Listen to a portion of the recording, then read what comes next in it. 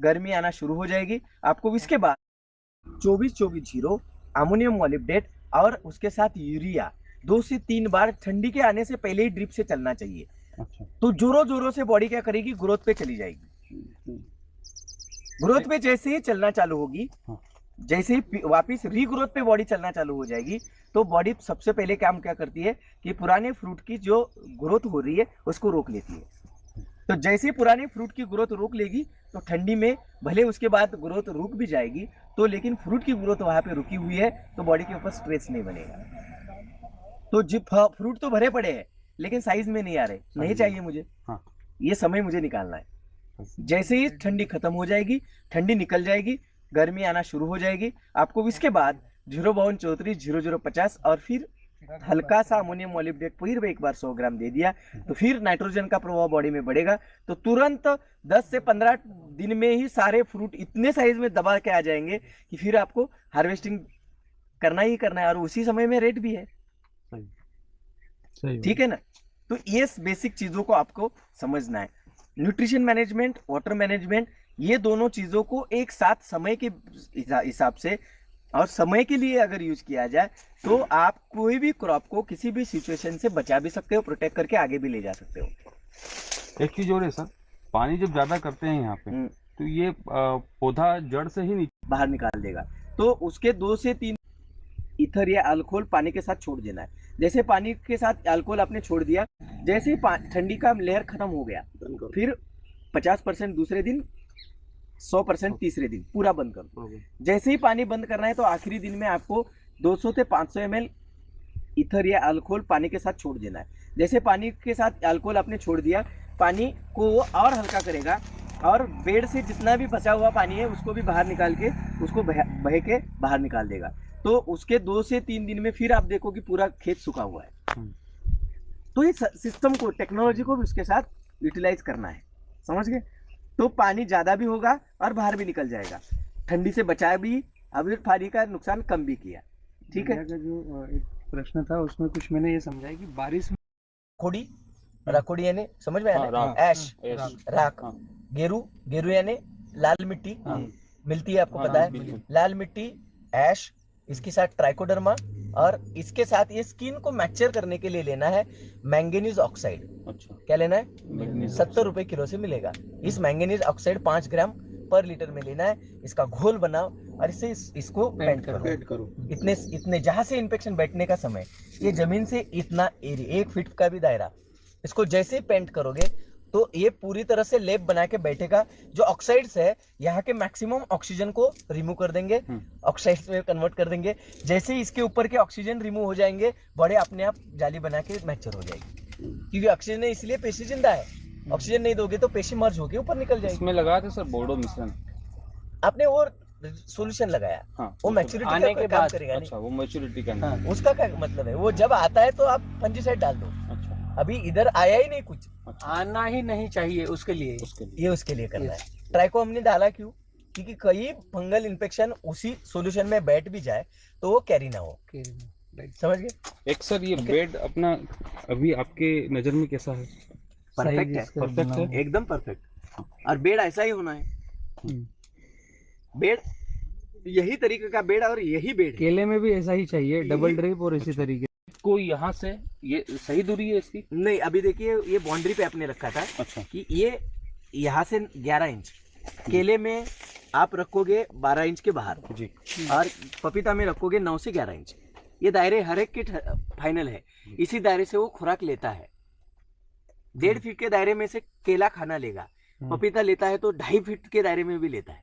अच्छा। तो इसीलिए पपीता में डिस्टेंस भी बढ़ गया तो कोई नुकसान नहीं। लेकिन ये अगर आप इसके इस दायरे से यहाँ ले जाओगे तो इसमें गड़बड़ भी ये है, दूसरी एक अगर कड़क आ गया ना यहाँ पे, हाँ, ये न्यूट्रिशन यहाँ पे आ रहा कड़क पे जी, और ये यहाँ रहा तो ये मॉइस्चर और नमी और रूट यहाँ पर ज्यादा हो ये जो होता है इसमें माइक्रो क्लाइमेट कंडीशन बनाने का एक तरीका होता है कि हम भी बनाए माइक्रो क्लाइमेट कंडीशन जिसका इसको फायदा हो।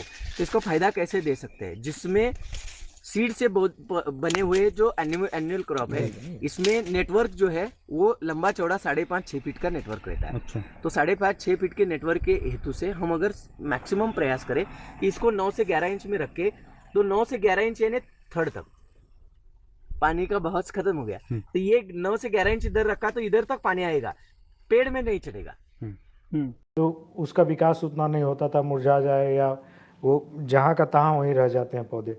तो ये जो आपने लाइट की कही कि कुछ सूरज की रोशनी हो यही जरूरी नहीं, लाइट चाहिए बस। वो लाइट किसी तरह की हो, आर्टिफिशियल हो या जो है नेचुरल हो, कोई भी हो। लाइट का कोई बाउंडेशन नहीं है कि कौन सी लाइट होगी। जी। बस उसकी अवस्था में है कि भाई शुरुआती चरण में उसको किस तरह का ब्लू लाइट चाहिए, उसके बाद रेड लाइट चाहिए जब फल लग रहा हो। जी। बस ये है उसमें।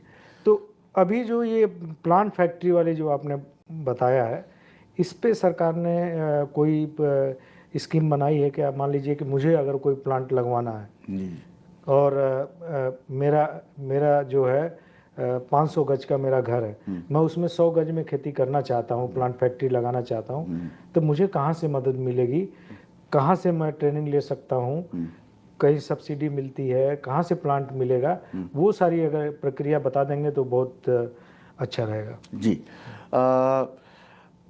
ये सारी जो आधुनिक खेती है इसको प्रोत्साहित करने के लिए सरकार स्कीम बना रही है। और आजकल जो अभी एक बड़ा स्कीम है जिसका हम बोलते हैं AIF, एग्रीकल्चर इंफ्रास्ट्रक्चर फंड। इसके अंदर में आप आधुनिक green house, hydroponics, aeroponics, aquaponics, vertical farming, plant factory से सभी कुछ कर सकते हैं। एग्रीकल्चर इंफ्रास्ट्रक्चर फंड आपको लगाने में इसमें काफ़ी अच्छी सब्सिडी देता है। और भी अभी बहुत सारे कॉमर्शियल बैंक्स हैं, वो भी इसमें को किस समय क्या लाइट चाहिए।